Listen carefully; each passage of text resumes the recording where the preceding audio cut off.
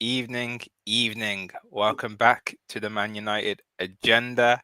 I'm joined with the two faithfuls, the two wonderful gents that we joined with on the after game show on Saturday, which was a wonderful situation for Manchester United getting the win against Brighton. Mr. B, how are we feeling? Have we come down from that Nope, high? nope. I'm still not down. 3-2 maybe I would have been, but 4-2. No, I can't remember the last time we scored four goals in a game. I can't remember the last time I watched Match of the Day with such a joy and relish. I can't believe they left us till last. I get it, but yeah, it's been a nice weekend as a United. The fact that everybody else but Arsenal lost. I say everybody else, but what I classify as the rivals lost. It's really put us in a nice position. So yeah, I'm buzzing. I'm really happy. I just wanted us to win. I didn't care how we won. I'm not care about this long ball football that people seem to be preaching that we're playing, or direct football. I don't give a shit.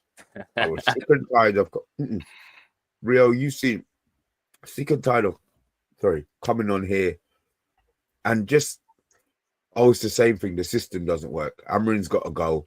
Now we're talking about who's going to start the next game.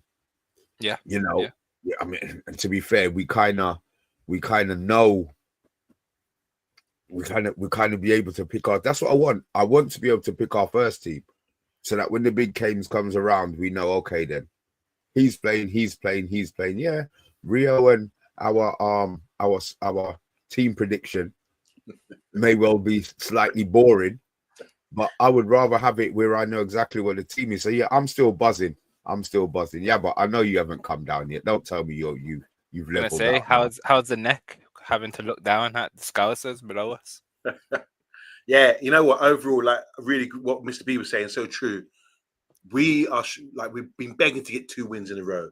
We go and beat Liverpool. Now we go and beat a bogey team, Brighton, to make it 3 wins in a row now, isn't it? So it's really for us. People say, well, 3 wins in a row, standard. But it's for us, it's a big deal because of what we're coming from. We've been at the lowest of the low, and now we're looking into this season, and people are starting to go, And this is the thing. This is why I say when you support a football club, you support a club for life. We're not fair weather fans, are we? We support our club from the day we watch Man United and just made that decision. That's our club. You don't change. So through stormy weathers, I just want to say pray to everyone in Jamaica right now going through some stormy weather themselves. Hope everyone is safe and well. But going through stormy weathers like that, hurricanes, all kind of thing. That's when I always say the story from the Bible about building your house on sand and building your house on rock. And if you're a true fan, you build your stability. You're rooted as a Man United fan. You built your house on stone and rock. So when the storm comes, you stand there, weather that storm, even though blowing you everything. You're not turning your head. You're not like up yours to the manager and saying, get him out and all this kind of thing. You're not disrespecting the players. You stand firm and say, no, we're going to ride this out. And so we will enjoy the good times even more so. And that's what we're doing right now. We're enjoying the good times. Because when I look upon this league, Mr. B, when I look on this league there, Rio, let's be honest. There's no one outstanding. Man City have been out the top team for years. They're not there yet. We got Liverpool, one minute wonder, They come and then they're done, That's how they stay. They're not going to survive. You need to be maintained when you're on top. Arsenal, Tony Lee in the chat, but I'm telling you now, your second place team, you ain't clutch. Every time you choke. Early season wonders, you start choking. So when people say, we're so far off, we're like 4 or 5 years off, don't watch that. We're not that far off. All it needs is tweak a little thing here and there, get a few random results, and our confidence changes. So I'm happy with the way we're performing right now, because you've got teams like Sunderland and Bournemouth right there sitting at the top of the table. It just shows this league is tough, but it's leveling out. You know, like in Formula One, they've leveled it out where most teams are close together now. There's not much between them, so we can close that gap and we can perform better. And we are delighted right now to have 3 in a row, and we're looking forward to the game. You know, when's our next game? Who's next? Like Goldberg, who's next? Who's next? So, yeah, you're next. Yeah, exactly. So feeling really good right now, and I just hope this continues, and I can see it continuing. There's nothing wrong. I'm really enjoying being a Man United fan right now. Good times ahead. Perfect. How do you feel, Rio? You asked us the question. Have you come down yet? I'm to be honest, exactly what you just said. To be honest, it's kind of who's next, and obviously we've got a whole week ahead of us, and Nottingham Forest is next. So I'm buzzing. I'm absolutely buzzing. And again, you know me, I've backed Ruben Amorim from day dot. And you know, it's funny that you mentioned storms because he said a storm is coming. You know, he said that, and you know, this is now hopefully we've gone past that. I don't think we've fully gone past that storm yet. I don't want to say that, but I can see the light at the end of the tunnel. I can see what the vision is. So yeah, overall, I'm absolutely buzzing. I can't lie. I cannot lie. Mr. B, you muted, my friend. Sorry. Let me see if anybody else is buzzing in the chat. We're bigging up Solo. How you doing, boss man? I hope you're doing well. Shah, I hope you're doing well, man. Shah saying, lovely looking down on the Scouts this week. Khan, still not singing the Amrin song yet. Yes, I know you're going to be back, Steph. I hope you're doing well. Patrick, evening chat and panel. Let's keep it going. Top performance Saturday. Matty, we're getting a big up from. I hope you're doing well, man. Yes, Tony. I'll see you on Friday. I hope you're doing well, man. I hope you're doing well. Yes, top of the league. Set piece, ole. Yeah, as long as you understand, it saves us doing it. You know what I mean? We spoke about that on Friday with Tony, and I can't really. They did it again. Look, they do what they do. You know what? It's part of football. It's not sustainable. It's not sustainable. That's all I will say on that. Yeah, well, look, it's if you score the first one in a free kick, it just gets in the opposition's head. You know what I mean? Every free kick that comes in now, everybody's quaking their boots when Arsenal's are stepping up. But look, that's what they practice. Obviously, they don't practice free flowing football. They're not interested in Gyökeres scoring because he's not scoring from the set pieces. But look, as long as they win, they've got money to blow, so it's all right. Wise United fan, good evening, the three wise men. Why, thank you very much. Big G, we see you, man. We see you in the house. I hope you're doing well. Stephanie is back. United for the title. Don't be stupid. Don't be stupid. I've never. Please, you know what? I'm gonna have to go and cuss off this fucking delivery driver. I'm gonna be back in a minute. Okay, no worries. Okay. Bart as well. Bart in with a good evening. I like Sao Paulo more. And Tony jumps back in. Of course, you don't watch Fridays. I take it. We spoke about it on Friday, Tony. So we'll have to address this set piece issue on the Friday mix zone. Of course. Okay. Wow, Mr. B's sorting out a delivery driver. So hopefully, the delivery driver will be delivering us 3 points this weekend. That's all I have to say about that. But so the talk has pretty much been, and it wouldn't be a Manchester United week if we didn't have any transfer talk. You know, it's not even November yet, and the transfer talks just won't stop. They won't end, and that's because we're massive. We are Manchester United, so we're going to be the talk of the town. Talking about recency, and obviously I don't want to spend too much time on it because Brighton are in the past, but Belaba, Yaba, it was Britain's Got Talent, X Factor for Belaba at Old Trafford on the weekend. He was auditioning. In terms of if you put your Simon Cowell hat on, many surgeries, everything like that, and you've become Simon Cowell right now. Verdict, Belaba, what are your thoughts? Did he pass the audition?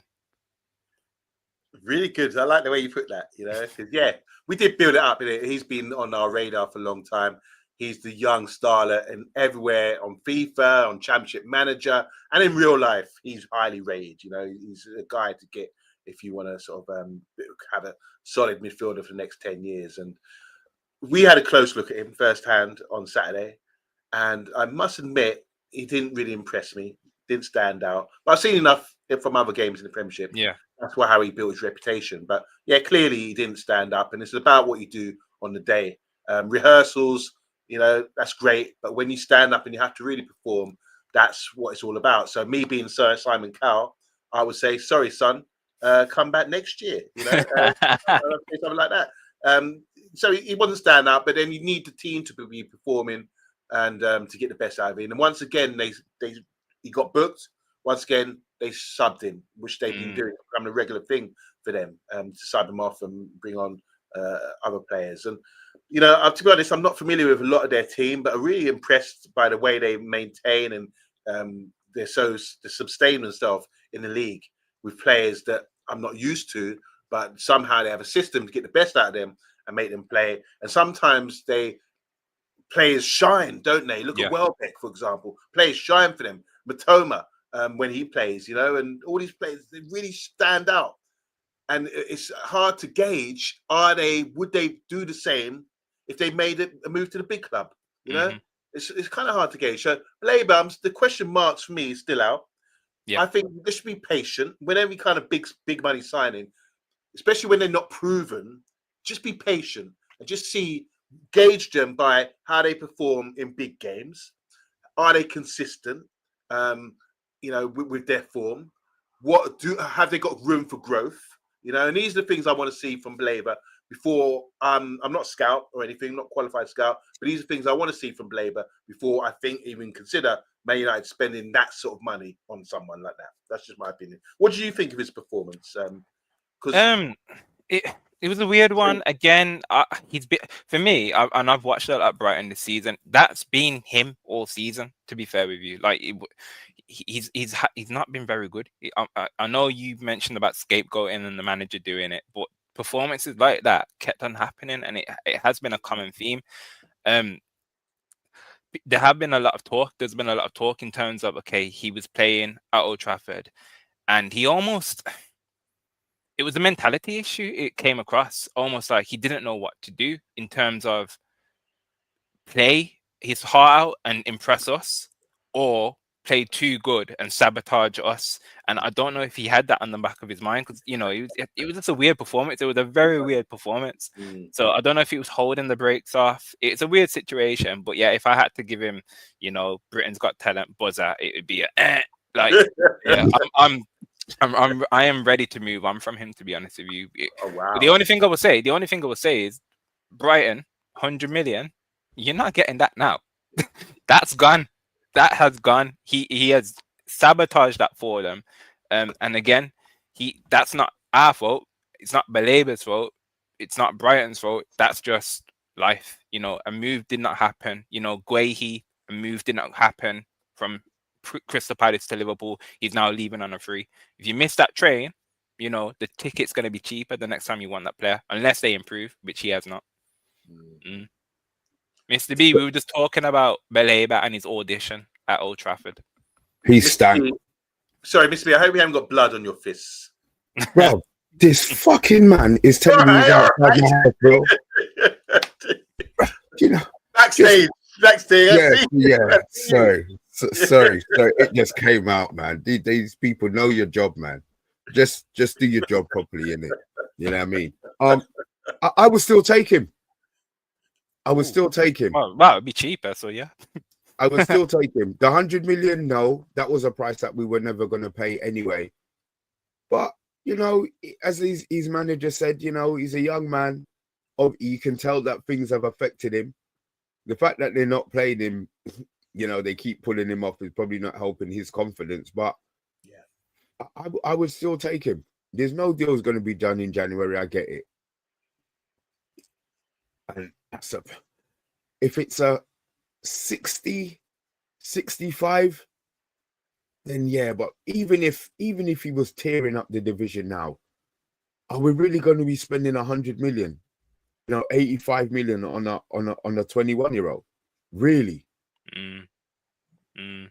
The club aren't in that position, man. You're paying him that money. I don't see we're in that position. We're still looking at 60 million pound players, you know, like we did this year. That puts them in a nice wage bracket where they can't come in and say they want 250 grand. But we've got Cunha and Wemo who are causing a chaos, and they're on 160, 170 grand. So, you know, if they're going to fall in line, then fine. But I think it might be. I'm not sure. I think that's too much money, man. I really think that's too much money. Well, Sorry, that moves us. Oh, go on. So just judging this. So talking about price and thing and how you gauge a player. Declan Rice was 100 million pound, right? As a centre midfielder. Yeah. Okay. But he's 24 years old, 25 years old, maybe. Declan Rice now, something around that. Give or take, yeah. Yeah. So if that's the gauge for a 100 million pound player, and he's gone on to do great things, that break the free kicks against Real Madrid, he's playing for England regular, top player. He's rated. He's really highly rated, and I rate him too. I don't think Belaba is close to that sort of level at the moment. This is the guy. I agree. Declan Rice won West Ham a European trophy, the first one in yonks. It can't be understated how good a player he is, and a leader, and a leader of men, and what he does for his teams. He's going to be the Arsenal captain in no time at all. The way he conducts himself, what a player he is. So not just ability, but his character as well. Bonus. That's what makes him that 100 million player. You just said character. You just mentioned character there. Do you think Belaba's character is suspect now?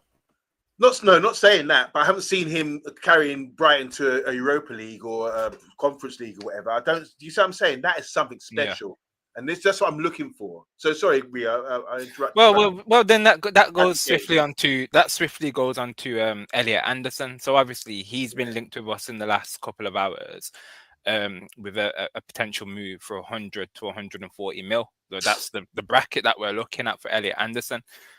Obviously, he had a good season last season, but this season he is shining. You know, England internationals, you know, pretty much, arguably now one of the first names on the team sheet for the England squad at this moment in time. In terms of ability, he can play as a 6 and an 8. He doesn't really have a lockdown position, so you know how we differentiate between a 6 and an 8. Rice is an 8, Caicedo is a 6. With Elliot Anderson, he's a bit of both, to be honest with you. So again, it's a lot of money, and again, are we talking English tax? Are we talking Premier League tax? Why these numbers are being thrown about? But yeah, I'd like to fight it back to you guys. Like Elliot Anderson, what are your thoughts? Because I think we're coming away from Belaba now, as it stands anyway. Well, Mr. B's probably got pizza in his mouth right now. Yeah, basically, I'm still here. I'm still listening. I can still hear, but yes, I will be. So yeah, I'll step in on this one. So yeah, I've seen the reports, Ria. I mean, come on. Why do we always try to get mugged off when it comes to price tags and that kind of thing? Like I said, I go back to what you said. Declan Rice is worthy of his 100 million pound thing. Any Arsenal fan will tell you that. We can see it for ourselves. He's worthy. He's showing his credentials. That's 100 million pound. That's the benchmark. So Elliot Anderson, Bristol Rovers a couple of years ago on loan, wasn't ready. You know, England under 21s all right. Yeah, whatever. Comes to the Premiership. Newcastle happy to sell him for 35 million to Nottingham Forest. Plays at Nottingham Forest. Wasn't blowing it away, but had a great season last year, and he was instrumental in the way they played the football. Very good technically, standard, just really good technically player. When he's at Bristol Rovers, I was getting reports from people down in Bristol saying, "Oh my God, the next Gaza." That's how they were comparing him. Obviously, it's championship football, you know, and thing. But so I'm thinking, all right, I'm expecting to see a attacking midfielder, but he's adapted. He's strong. When I see him play for England in that role, disciplined, deepest the midfielders. He dictates the play. He doesn't go outside himself. He follows instructions, and you can see why he's valued. You know, especially for Man United when we're looking for that sort of player. He's English as well, but it's just a price tag. Once again, the report today. This is what the joke is. Rice is 100 million. You want to compare Elliot Anderson, who's hasn't done anything like what Rice has done, to 100 million? That price has got to drop. You know, if we're doing Bruce Forsyth, you're talking game shows with X Factor and all that kind of thing. We're doing Bruce Forsyth. Wait, lower than 100, lower than 100. No doubt about it. Just flip that card and I'll take 50. No way is it 100 million. Chat. You let us know, chat. Do you think Elliot Anderson's worth 100 mil? At least, because that's the debate. Let us know in the chat, please. Elliot Anderson, because I know we're moving away from Belaba, but Elliot Anderson, obviously Patrick Pillow saying it's another audition coming up this weekend. Excited to watch Anderson closely Saturday. Chat Sports says 55 mil. Tony Lee saying 40. So they're agreeing with you, yeah, but to be fair, they're saying nowhere near. The price. The thing is, he's an important player for Forest. Big G says nah. Big G's not happy with this Elliot Anderson talk. He started how much did he start like 3 games in a row for England? Yeah. The so whole he just got in. He just got straight in. Yeah. But I'm still not. I'm with you. At the moment, he's not worth 100 million. Question: was Declan Rice? Did you think Declan Rice was worth 100 million when he was sold? No. And I remember we spoke about this in terms of like you're paying for potential, and we threw Caicedo in that bracket as well. You don't pay for the player for what they're currently at. You pay for what you think you're going to get from them. So I think that's what the situation might be with these players. I'm with the other then. I don't think he reaches 100 mil potential. He doesn't reach Declan Rice levels. I don't think so. But I do think Declan Rice was worth the 100 million at the time. Yeah, big time. What he did with West Ham, look, he carried West Ham. When we used to play West Ham, he used to really murder us, and then carrying West Ham to a European trophy. If he wasn't there, it wouldn't happen. As simple as that. Trust me, it wouldn't happen. And like we said, it's not just like physical and what you can do. It's about leadership and character, and that's the value that some people don't take into account a lot of the time. We see someone doing skills. Oh yeah, he's brilliant, but they're not looking at what he brings to the club and the winning mentality that they have. And this is what Arsenal fans, where Arsenal have been failing over the years, because they're too young. They don't have any leaders. But now they've got Odegaard, they've got Gabriel at the back, and now they've got Rice in midfield, who all could lead that side, put the armband on, and have experience as well of going all the way. So this is what they needed, and this is why he's so valued, because he will bring that to the team. His chest should be like swell up when he's playing football, because he's such a player. Trust me, he's such a player. So it's not just about, you might look at Rice, say, oh, what does he do? He runs. Who is it? Paul Scholes the other day said, yeah, I like Rice, but he touches the ball too much. He carries the ball too much. And that's a fair point. You don't see him get out his feet 1-2 touch football, but he will drive and he won't stop. I've seen him running back and not stopping. When Keane was bought from Nottingham Forest for 3.6 million for Man United, I was like, what? No frills. I'm looking around the league. I'm seeing Chris Waddle, Gaza, and all these talented players. I didn't understand the game at that age. But now I see the value of Roy Keane, because he does all these things that Rice can do, and as a leader as well. So these are attributes you don't get. It's very rare you get in players. It's all right having the technical ability, but when you got that extra 10, 15, 20% of character to carry a team and set standards, that's what wins titles. And we might see that this year with Rice. No, we won't. Hopefully not. Yeah, hopefully not. Yeah, hopefully not. Okay, so we've obviously got this talk about... What do you think? Do you think he's worth Elliot Anderson is 100 million? No, but I didn't think Rice was worth 100 mil. I didn't think Caicedo was worth 100+ mil. I didn't think Wirtz was worth 108 mil. So it's you get them in, and then you hope that you've put them into what you say your stones and brick foundation, and then they add to your, that they add to your silverware, your trophies, etc., etc., etc. So the only time will tell whether we go for him. We probably won't. As Mr. B said, we don't have that kind of money. So at the moment, it's just talk, and we'll have to see if Mr. Jim Ratcliffe will, put his wallet on the table and say, "Here we go, Amrim, you're doing well. We're gonna back you even more. If you want that player, we'll get him." But then speaking, you talk about January? Are you talking about January here, Rio? It won't be. No, it won't be a January move. This will be a summer. Can you see us doing anything in January? Sorry, Yama. Can you see us doing anything in January? I think so. But we'll get one. We'll get one move. We'll get a centre mid of some kind. We have to. I think we absolutely have to. I mean, then that talks on to our fellow youngster, Kobe Mainoo. So obviously he's currently in the team. Just before we go there, I just want to make a quick point about the midfield. We talk about midfielders as well. Elliot Anderson, Declan Rice, Belaba. I'm looking at two. I'm thinking, who else in the league is really performing for me and making a difference? Sunderland. What's the difference with Sunderland? What's making them from a team that had bad form and just scraped into the Premiership last season to now signing 14 players, but one player alone? You ask any of their fans or one player, Xhaka.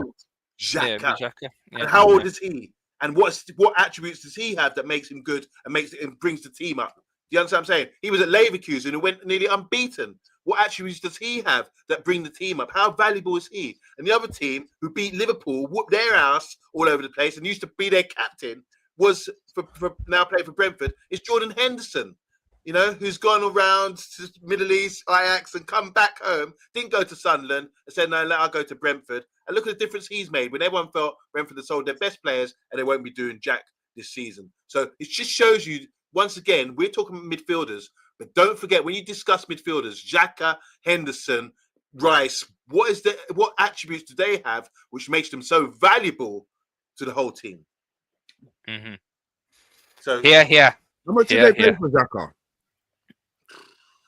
I think it was like worthy. I think 6-7 mil, I believe.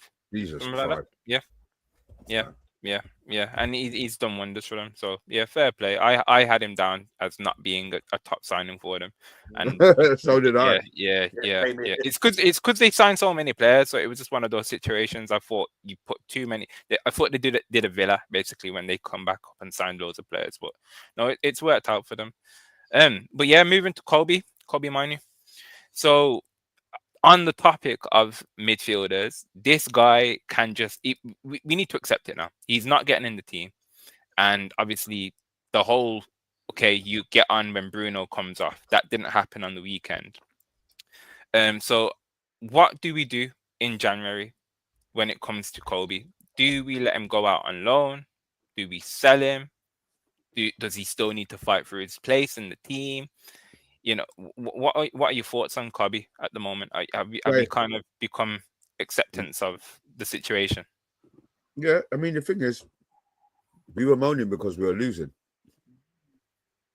Yeah, I would like Kobe to start, but I'm not demanding it now like I was before because we're winning games. You look at it, he's not going to do what Bruno does in the team, whether Bruno is unorthodox in the position that he plays in or not. And he's not going to get ahead of Casemiro. He has to accept he's not starting. The one extra games that we could have done would have been the Grimsby Coca-Cola Cup games. We got knocked out. He actually started in that game. I'm not going to blame him for it, but he was a starter in that game. So he has to accept that, all right, I understand he's on 20 grand. And them man have got 20 grand walking around in their back pocket, most of them. I don't think it's financial at the moment with him. It's true. I don't think he's financial with him at the moment. So he has to want to stay. And to be fair, let's be honest.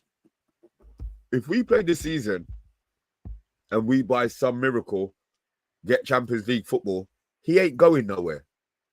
He ain't going nowhere. He's boyhood club in Champions League.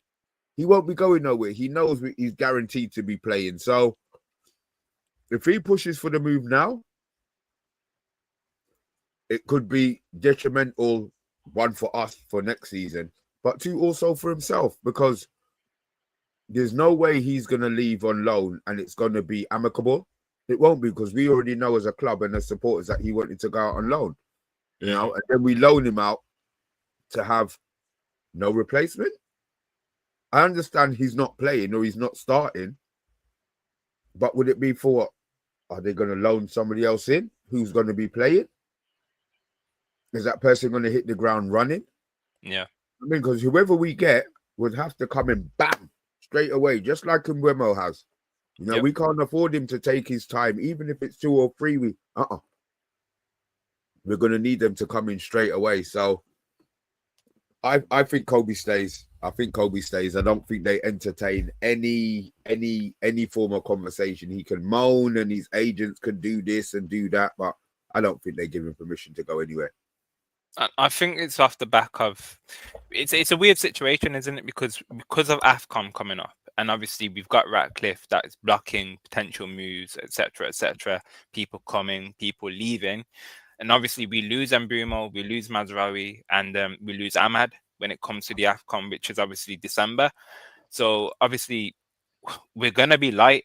So I understand it in terms of not letting him go. He's gonna probably bitch, cry, claw, wanting to go if he knows he's not going to get the game time in January. But we need to think about Manchester United ultimately. He's another player, and he's professional enough to call upon when we need him. So it's not as if he's gonna throw his toys at the pram. He's playing for Manchester United. So if he needs to come off the bench and we need him, or we need him in that period, I'm pretty sure he'll be ready.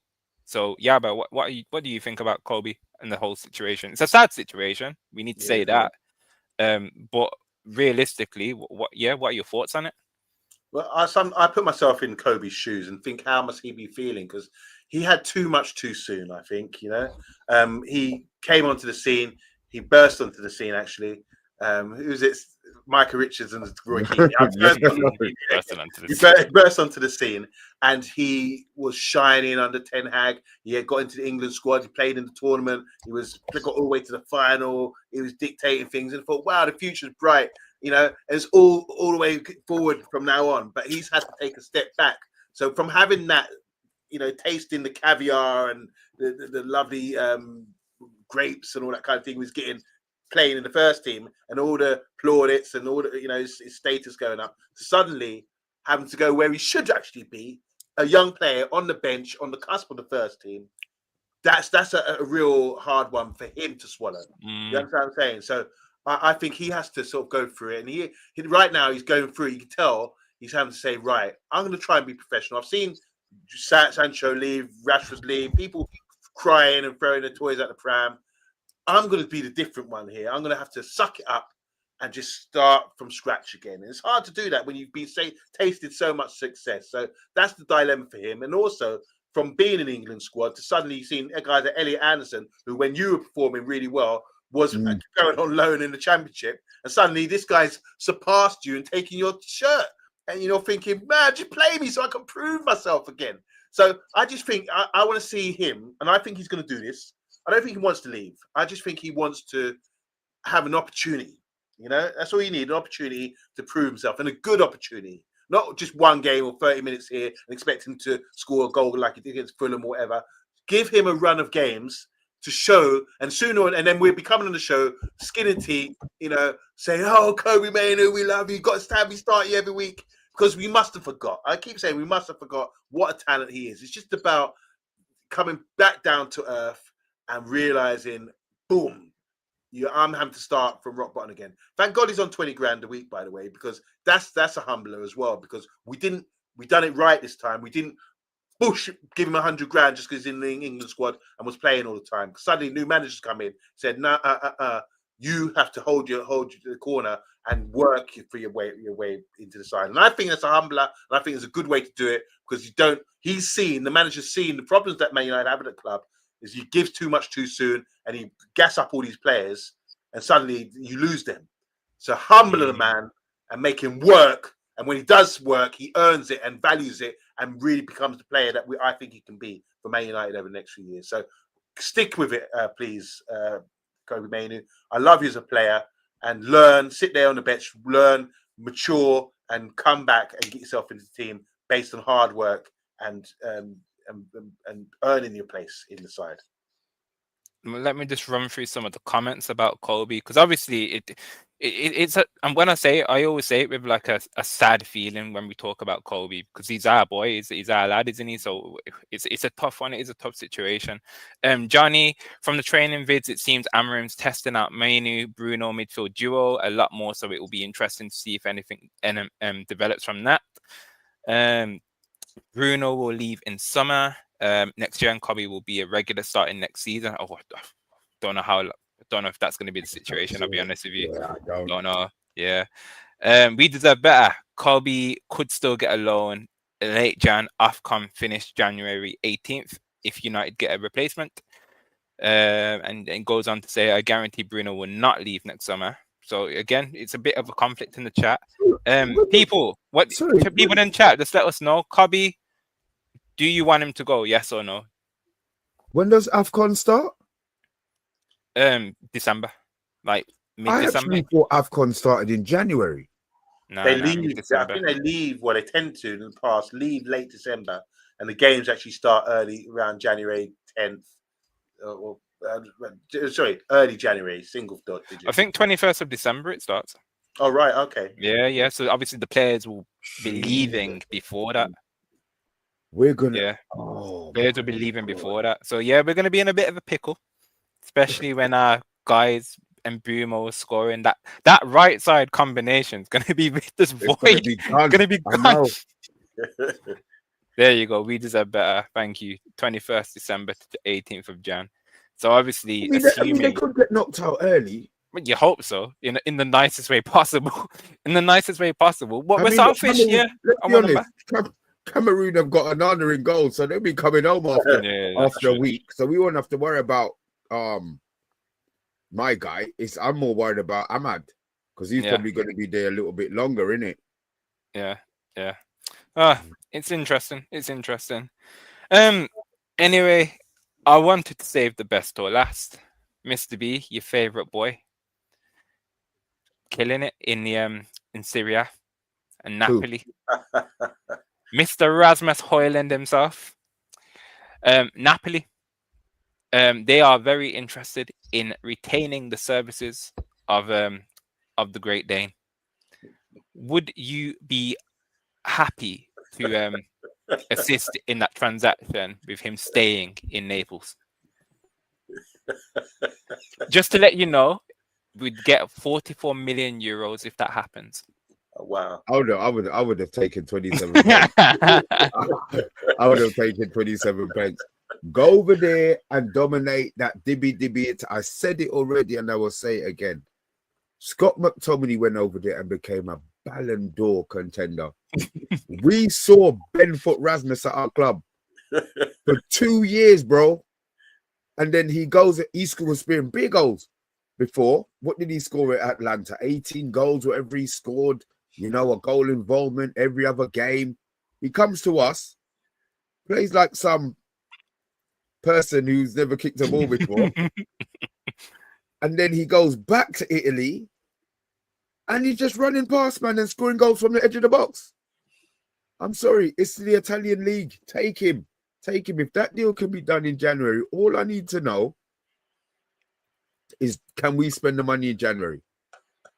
Yeah, exactly. Yeah, what's -9 in Italian? Yeah. Fussy. That's his name in Italian. That's Stephanie. Fussy hole. Yeah, he will never, ever take him. I don't have nothing against him as a player. But for us, he was shit. Is there any world you'd have him back? 6 games, 4 goals. He there's a player there. Player there. Unless it's Wayne's world. No, there's no chance. I hope that ship has sailed. I hope that he goes on to score. He could be Napoli's record goal. I don't care. I don't care how much goals he scores. I don't know inkling about him. What might happen is he might come back to the Prem in 3 years. Somebody else might buy him because he's done so well, and he's going to come back here and he's going to smell the same rotten diarrhea smell that you can smell from him now. Just be 3 years, 4 years down the line. He's a bum. Premier League bum. So I'm glad he's gone. Over the moon, he's gone. Yeah, but yeah, it's interesting now. I think so. Just remind me, because I think we've got conflicting views about what I've read and what you've read. Napoli interested in him, obviously scoring goals. Lukaku's injured as well, and I saw Kevin De Bruyne pulled up after the penalty. Yeah, man. Well. Yeah, unfortunate for him. How long's he out for? That's a hammy. De Bruyne, he'd be lucky to get into the World Cup. Maybe, I don't know. I don't know What how did long he, it'll be. what hamstring taking a Hammy, penalty? isn't it? I thought you put his hammy. I don't know how bad it's going to be. Yeah, but he's had a lot of injuries, hasn't he, over the years? But that was an awkward way to get an injury, taking a penalty. Yeah, he took And the obviously penalty, Lukaku's scored it, out and as then well. literally pulled like in the kick. Pulled Yeah. up. Wow. So Lukaku's out as well. They're top of the league. This is a great time for the fans to be saying, we need to, and I can understand that. So we're laughing with this one, especially Mr. B. I mean, it's so funny. Every time I hear Mr. B talking about this guy, I just love it. It makes me laugh because Mr. B called it from day one. He just never liked him, never sort of grown in him or anything like that. And he didn't do anything to really, turn our heads and say, yeah, actually, we like this player. I'm really disappointed. I remember watching him, Man United, and he just sighing through games. You know what I mean? And because you've grown, don't you? Because you can see one thing I like about him. We were talking earlier. He's got a character. I think he wants to do well, but he was just trying too hard, and it just wasn't coming off for him. And I just don't think it worked out for him at all. So if we, did you say 44 million, Rio? 44 million euros. Wow. Yeah. And we're you know what it is? It's crazy. Again, McTominay. He was. I play FIFA, and McTominay on FIFA now is the same rating as Mbeumo because he's turned up trees at Syria. So this same thing's gonna happen with Højlund, and it's weird because Højlund didn't play on the weekend against Inter Milan, and when that happened, when the news come out that he wasn't going to be fit and available for that game, Inter Milan fans were celebrating, saying we can win this game now because Højlund weren't playing. Imagine that. We're in a world where Inter Milan are happy that Højlund's not playing. Like it's wild. It is wild. It is wild. But we've got Šeško now. If you compare Šeško, because look, we're seeing little subtle things. He's not started with a bang, but he's scored a few goals, and now he's getting a couple of assists as well. And you can see his value and what he brings to the team. So I'm really happy with that signing. I think it's a real proper. I think the Rasmus signing was like, yeah, remember we had that quote, we got by under 24s or under 25-year-olds and players that got room for growth and all that kind of. It doesn't work. Šeško is proven. He was proven player in Germany. That doesn't mean anything, like Mr. B was saying about other leagues. But with his physicality, his height, and his intelligence, I'm liking the look of him now. And I think he's a team player. And I think he might not be the top goal scorer out of the three, but I think he will contribute enough. So if you've got Mbeumo and Cunha and him, it's not saying what does he have to score to not be a failure? What does he have? What does Šeško have to score this season to not be a failure? Or don't you think he's going to be a failure? No, it's not about, for me, it's not about the goals. It's, look, we're playing better. He's occupying defenders. He's got pace to turn in behind as well, to run in behind. He can score headers. He's not got his shooting boots on just yet, but I'm sure I've seen he can shoot from outside the box, inside the box. He's got a good first-time finish. There's the ball that came the other day where he took it out his feet and hit it wide. These things, if he's on fire, gets his confidence. That's a goal. Out his feet, bam, corner. What's all the fuss about? It will That's come. how it be. It will come. Yeah, that's what I'm saying. It's going to come, and we know that. And I've seen enough of him to say, yeah, comparing him to let go to Napoli with Rasmus, I'm really happy. I think this, can't be nothing but skinning. And the talent behind him, Cunha and Mbeumo, they're too good for Šeško to not, flourish. Yeah, I hear that.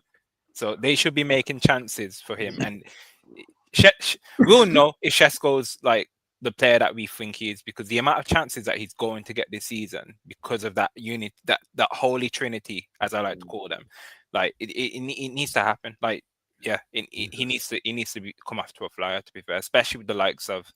It almost feels like it's a competition between Šeško, Jock Lesnar, Voldemort at Newcastle. These three kind of tall, dangly kind of strikers. It's the evolution of that. I think that type of striker is coming back into fruition, which I like.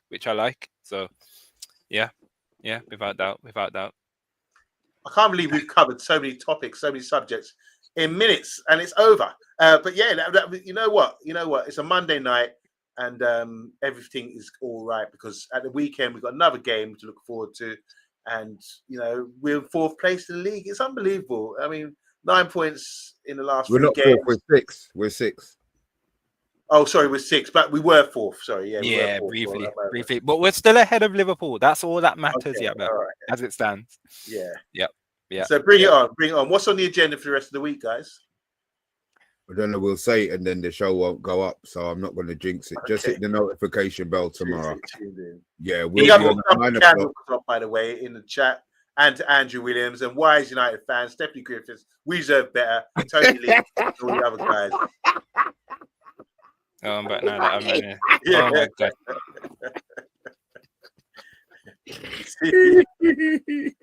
We're talking about fair weather fans there, We've returned. Well, people in the chat, the positivity's been there. If you've not done so already, please smash a like. We really do appreciate it. Obviously, well winning, so Manchester United deserve a like for that. So definitely, obviously, this weekend, Nottingham Forest, but we still got a few days to tire us over. A few more days to still celebrate. When did we stop? When did we stop? Thursday preview. Did we stop celebrating on the preview? True. That's true. Yeah, I think so. I think so. And obviously there is midweek football today. This week, sorry. League Cup football, unfortunately. So a bit of a downer for us. But that's more time for our players. I'm glad. You know what? It's mad how things work out in it. I'm not glad that we're out. I'm not glad we lost to Grimsby, but I'm really glad that we have only got 1 game a week. I really am. And I want it to burn all of the opposition that we've only got 1 day a week. If we start sitting in the position that they don't like, it's because they got 1 game a week. Well, Liverpool did it. Chelsea did it. Newcastle did it. You know what I mean? Even Forest did it. So, I'm going to take this 1 game a week and enjoy it. Yeah, it does kill us show-wise.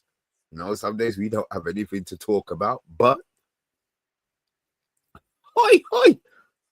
When you're ready, whenever you're ready, whichever one of us beautiful men you want to to partake in lighting you up on your channel, bruv, then yeah, you're more than welcome, man. More than welcome.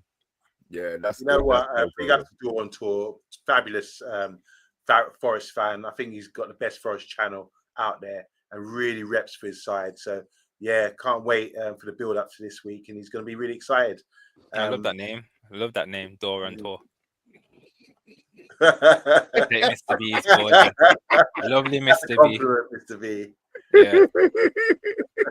Yeah. But gents, any last words from you before we wrap up? No, man. I'm just looking forward to. I'm just looking forward to tomorrow. I look forward to the shows now. I look forward to the chat. When I wake up in the morning and there's 7 messages pre-5 o'clock. We've had a good weekend. I look forward to going to work. I can show my face in the office and like, hi guys, I'm the United fan. Yeah. Anyway, Yaba, Mr. B, it's been a pleasure on the Monday. Hopefully we can keep the momentum going this weekend. But yeah, we'll muster it over this week. But yeah, we've been the Man United Agenda. People, thank you with your support today on this Monday evening. And yeah, whatever you get up to, have a lovely week. And yeah, good night.